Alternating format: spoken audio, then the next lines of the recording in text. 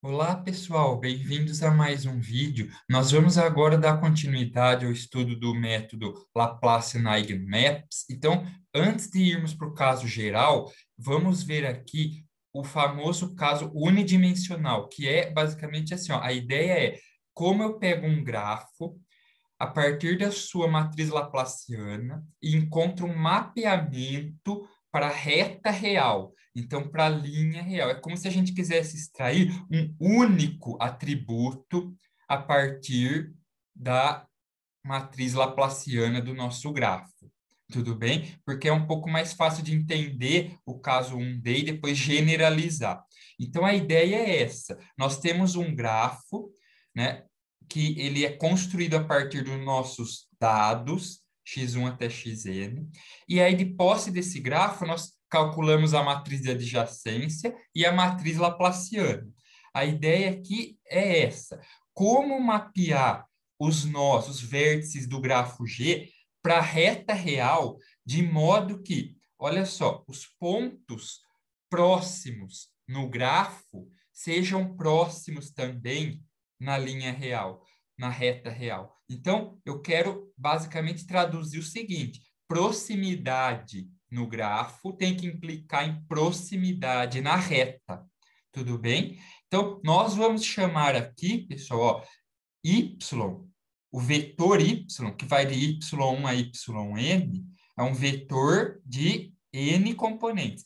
O y1 vai ser a coordenada do vértice V1 na reta real. O y2 é a coordenada do vértice V2 na reta real. E assim sucessivamente, tá? Então, uma medida, uma função objetivo boa para ser usado nesse caso, ou seja, ela penaliza de forma forte os pontos vizinhos que forem mapeados muito longe uns dos outros, né? E uma medida particularmente adequada é essa aqui, pessoal. Olha só.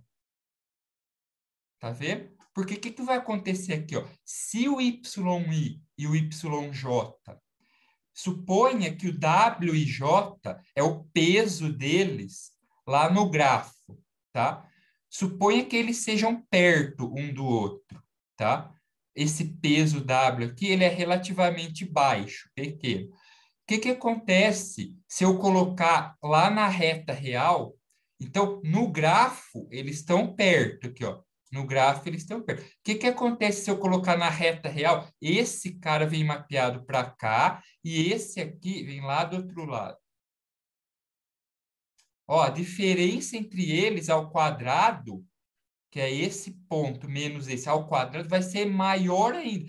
Isso aqui ao quadrado é grande. Então, eu estou penalizando, eu estou dando ó, a função objetivo para essa função y aqui, vai dar um valor muito grande, muito alto.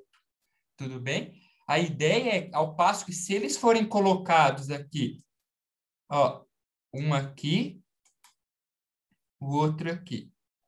Isso ao quadrado, ó, vai dar um erro pequeno. É como se fosse um erro quadrático, vai dar bem pequena essa diferença, e essa função objetivo vai tender a ser baixa. E essa é a ideia. Então, essa função j, ela meio que mede essa função j de y. Quem que é essa função j de y? É nada mais é que aquela forma quadrática lá. Ó. É o y transposto vezes a matriz laplaciana vezes o y. Isso aqui nada mais é que uma medida de quão espalhado estão os meus pontos y na reta real. Quase que uma ideia de variância, assim, né? É uma medida de dispersão. Então, quanto mais concentrados eles estiverem, mais concentrados aqui ao redor de um único ponto, menor vai ser o J. Quanto mais espalhados, mais, né, maior vai ser o J. Então, a ideia aqui, pessoal, é encontrar o quê?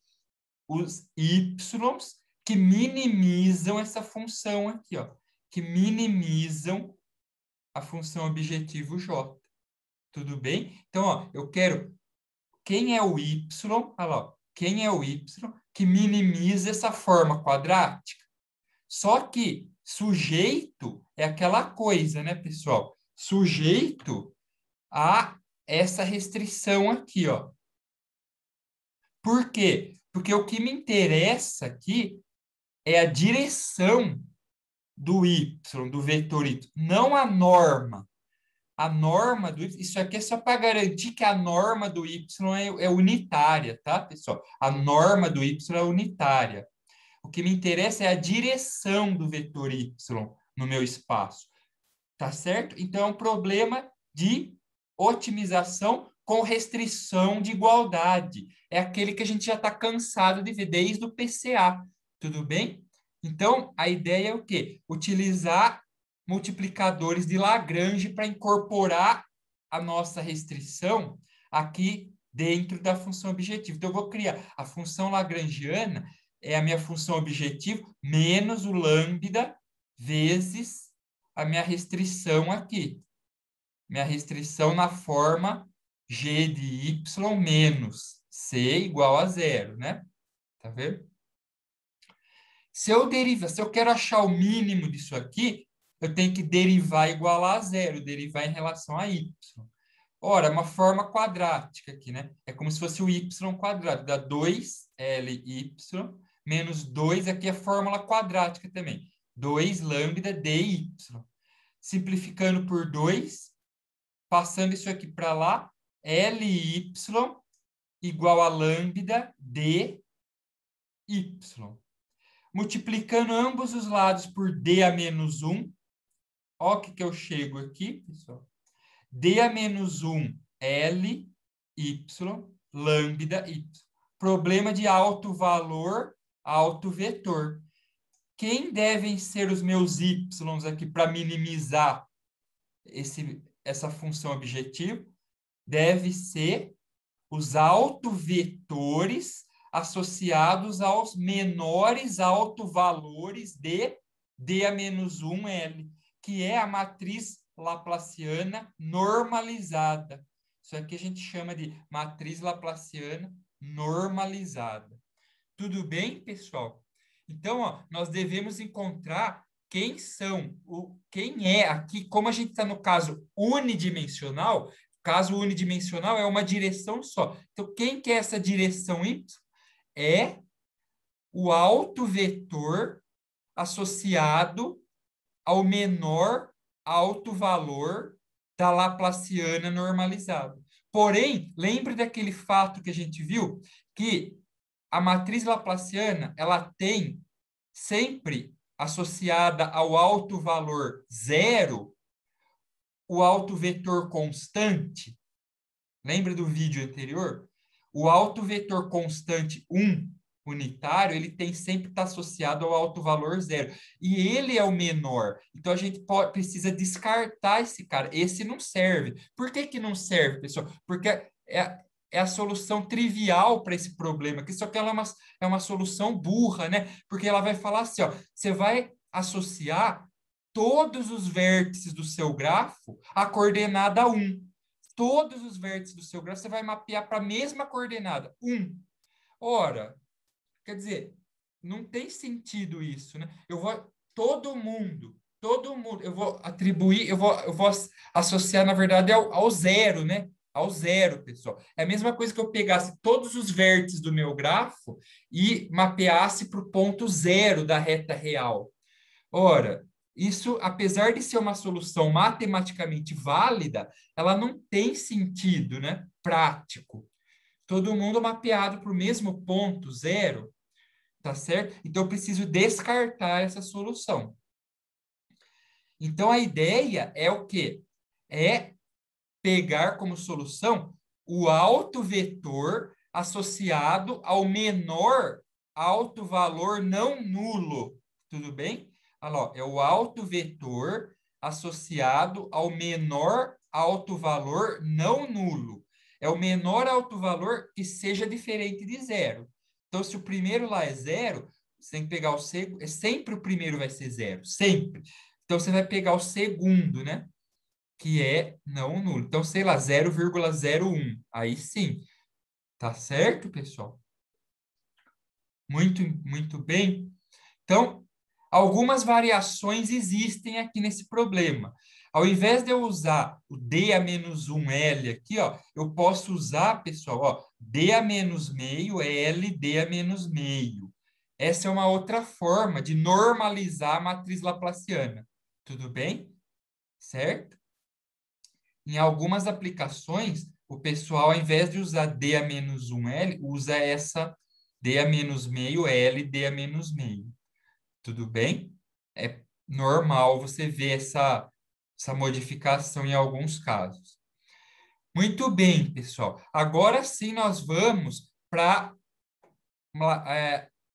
vamos dizer assim, a imersão laplaciana no RD, né? Então, pessoal, como vocês devem estar imaginando, né? Qual que é a ideia agora? A ideia agora é, veja, nós temos que denotar agora, pessoal, não é mais um vetor y, é uma matriz y, tá certo? É uma matriz, ó, n por d, em que cada linha dessa matriz y aqui, ó, ela tem a coordenada do vértice VI, né, em um determinado espaço RD.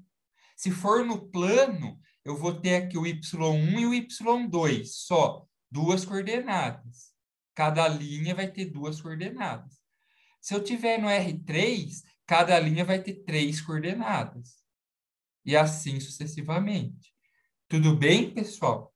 Então, a nossa ideia aqui, ó, é substituir o nosso y, que era um escalar, y era um escalar, pelo y e vetor. Aqui, ó. Isso aqui é a iésima linha da matriz y. Então, vai ficar a mesma coisa, pessoal. Qual seria uma medida de espalhamento adequada aqui, ó? Seria um meio somatório em I, somatório em J, W e J. O W é o mesmo do anterior. Só que aqui, ao invés de ter yi menos yj ao quadrado, eu estou pegando o vetor, a norma ao quadrado da diferença entre esses dois vetores. Porque agora, a coordenada no R3 ou no plano, pessoal, olha lá, é um vetor e outro vetor. Não é mais a coordenada na reta, que é um escalar, né? Então, um vetor menos outro vetor. Então, eu tenho que pegar a norma e elevar ao quadrado. Uma medida de espalhamento. Tudo bem, pessoal? Ora, essa função aqui pode ser simplificada para isso aqui, tá? Onde isso é um vetor linha, e quando eu aplico o transposto, fica vetor coluna. Então, vetor linha vezes ele coluna, 1 por n por 1, dá um escalar. Então, isso aqui, pessoal, resulta num escalar, né?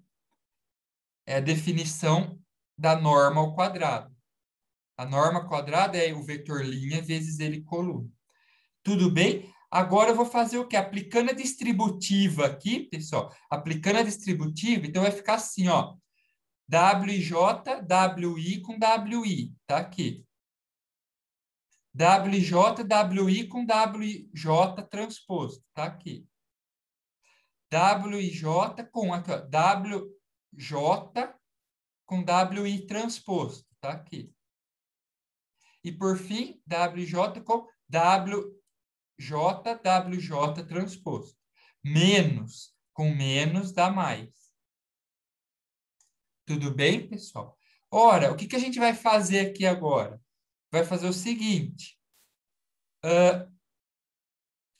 Primeiro termo aqui, ó. O que que é o somatório em J de W e J? É o grau, é o D.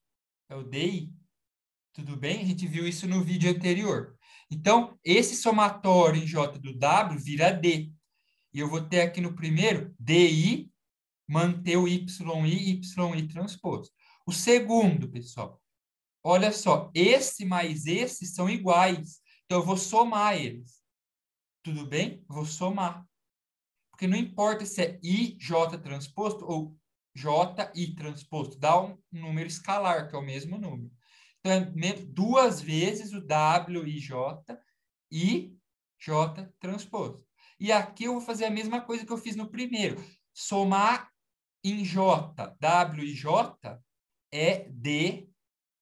Só que aqui eu estou fazendo somatório em I, porque a matriz W é simétrica. Então, aqui eu estou somando todas as linhas da coluna J. Tudo bem? Todas as linhas. Então, vai ficar soma em J, de 1 até N, DJ, YJ, YJ transposto. Tudo bem, pessoal? Nada demais, né? Termos matemáticos. Ora, esse aqui, pessoal, é igual a esse, tá vendo? Então, vamos agrupar aqui, ó. 2 vezes soma de DI, YI, YI, porque aqui está em I, aqui está em J, é a mesma coisa. E mantenho o termo com os produtos cruzados aqui, ó. Produto escalar cruzado. Ora, 2 dividido por meio, cancela. 2 dividido por meio, cancela. Olha o que eu tenho aqui, pessoal. Tudo bem? Eu tenho essa forma aqui, esse funcional aqui. Ó. Esse é o meu J de Y. Só que para ficar mais legal, nós vamos escrever isso na forma matricial. Então, nós vamos chamar de Y a matriz N por D das coordenadas dos N pontos. Cada linha é a coordenada de um ponto. E D é a matriz N por N diagonal dos graus. Então, esse D aqui vai virar uma matriz D maiúscula e esses Y aqui vão virar matriz Y maiúscula. Tudo bem? Então, olha só. Aqui eu não tenho D vezes Y transposto. É isso que vai virar aqui, ó. Só que tem um somatório. Estou pegando a soma dos elementos da diagonal, porque eu estou pegando DI, YI, YI. Então, eu traço desse produto entre matriz aqui. D vira D, Y vira Y, Y transposto vira Y. Só que vira Y transposto, só que eu só estou pegando a diagonal, que é quando os Is aqui, ó, vão de 1 até N. Então, por isso eu aplico traço nessa matriz. A mesma coisa aqui. Mesma coisa aqui. Eu tenho W, I, J. Então, W, Y, Y transposto. E aplico traço dessa matriz. Como traço, pessoal? Nós já vimos isso nesse curso. O traço ele é invariante a permutações cíclicas. Então, o traço de D, Y, Y transposto, eu posso fazer o quê? É a mesma coisa que o traço de Y transposto D, Y. E o traço de W, Y, Y transposto, é a mesma coisa que o traço de Y transposto W, Y. Estou fazendo um shift right aqui, né? Estou empurrando esse Y, vem aqui para o início, empurrando esse Y transposto, vem aqui para o início. Shift right. E ele é invariante. Então, quando eu coloco o traço aqui, ó, em evidência, eu vou colocar o traço, eu posso colocar o Y transposto em evidência. Ora, mas veja bem, aqui sobrou DY menos WY. Eu também posso colocar o Y em evidência aqui. Então, vai ficar o traço de Y transposto D menos WY. Quem que é D menos W? É, por definição, a matriz laplaciana. Então, eu tenho aqui uma forma quadrática, olha lá, ó, matricial, dado em termos da matriz laplaciana. Eu quero encontrar a matriz Y, que são as coordenadas dos pontos, que minimizam o traço dessa matriz aqui, forma quadrática matricial, em termos da matriz laplaciana. Sujeito a, da mesma forma que o anterior, ó, a norma de Y, a matriz Y transposto vezes Y, isso é para dizer aquela história de que a matriz de covariância tem que ser a identidade. Ou seja, eu estou num espaço euclidiano, certo? As coordenadas formam uma base. Na verdade, aqui era para dizer o seguinte: as colunas de Y, né, meio que formam uma base ortonormal, certo, pessoal? As colunas de Y, ponderadas por D ali no meio, que é só um fator de normalização, isso tem que dar uma matriz, tem que dar um espaço euclidiano. Essas colunas têm que ser vetores ortogonais, ou melhor, ortonormais. Só por isso. Tudo bem. Então, da mesma forma, a gente escreve a matriz a função lagrangiana para introduzir, né? Vou jogar essa restrição dentro da minha função objetivo. Então, vai ficar lá minha função objetivo menos lambda, forma quadrática em y, menos a identidade. Para achar o mínimo, eu tenho que fazer o quê? Eu tenho que derivar em relação a y e igualar a zero. De novo, é igual ao anterior, pessoal. Forma quadrática, a derivada do traço é isso aqui, ó, 2 vezes. Isso aqui é forma quadrática, 2 vezes LY. Forma quadrática, 2 vezes lambda dy. Simplifico 2, passa isso aqui para lá, com sinal mais. LY igual lambda dy. Multiplicando por d a menos 1 dos dois lados. Então, olha lá, é exatamente o mesmo problema do caso unidimensional. Quem que é a solução para esse problema aqui? Eu devo... Quem que deve ser, ó, as D... Então, quem que deve ser as D colunas da matriz Y? A matriz Y, ela tem aqui, ó, uma coluna, outra coluna, 3 colunas, por exemplo, se for no R3. Quem que é a primeira coluna? Quem é a segunda? Quem é a terceira? São os D autovetores associados aos D menores autovalores não nulos da matriz laplaciana normalizada. Tudo bem, pessoal? Tudo bem? Então é isso. Essa é a imersão laplaciana, ou Laplacian Eigenmaps. Vamos ver aqui rapidamente, então, antes de terminar, um algoritmo que está aqui, né? Um algoritmo de resume todo esse processo. Tá, eu entendi a matemática por trás. Agora, como que eu implemento isso na prática? Na prática, olha lá, ó, eu tenho que ter essa função. Eu passo para ela, Laplace Eigenmaps. Eu passo para ela meus dados, minha matriz M linhas por N colunas. Então, cada coluna de X é um vetor da minha base de dados. K é o número de vizinhos no grafo, KNN, e D é a dimensão do espaço de saída. Então, olha lá, vou pegar minha matriz de dados e vou construir um grafo KNN. Qual é a regra que eu uso? Eu tenho que ligar cada amostra I com seus K vizinhos mais próximos. Tudo bem? Agora eu criei o grafo. Agora eu tenho que ponderar as arestas desse grafo para gerar a matriz W. Como que eu pondero? Por esse kernel gaussiano aqui, ó. Xi nada mais é que o vetor da minha base, o iésimo. Xj é um dos vizinhos de I, tá? Então, ó, vou pegar a distância euclidiana entre x e xj e vou ponderar menos isso e vou calcular uma exponencial. Tudo bem? Isso vai dar um número. Lembrando, quanto mais próximo o i for do j, no espaço de entrada, mais próximo de 1 vai ser esse peso. Quanto mais longe, mais dissimilar eles forem, mais próximo de 0 vai dar esse peso. Depois, o que eu faço? Calculo a matriz diagonal D, pessoal, em que o D de I é a soma dos elementos, das colunas de W e J. Então, o D1, eu vou somar a linha 1. O D2, eu vou somar a linha 2. Então, agora eu montei a matriz D diagonal e montei a W. Calculo a matriz laplaciana, que é D menos W.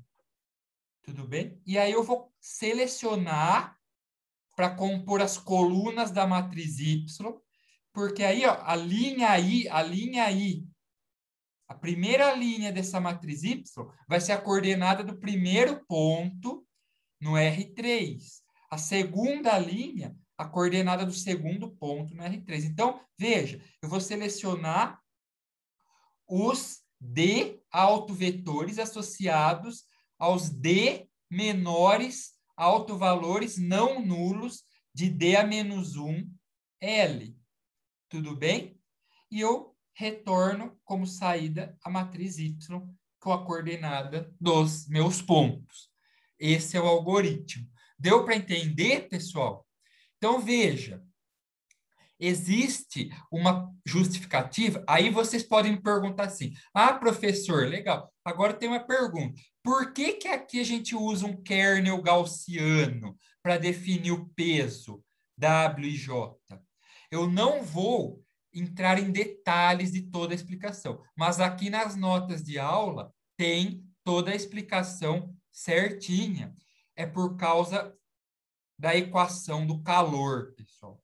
Então, tem toda uma matemática aqui por trás que justifica o peso ser escolhido como um kernel gaussiano, tudo bem?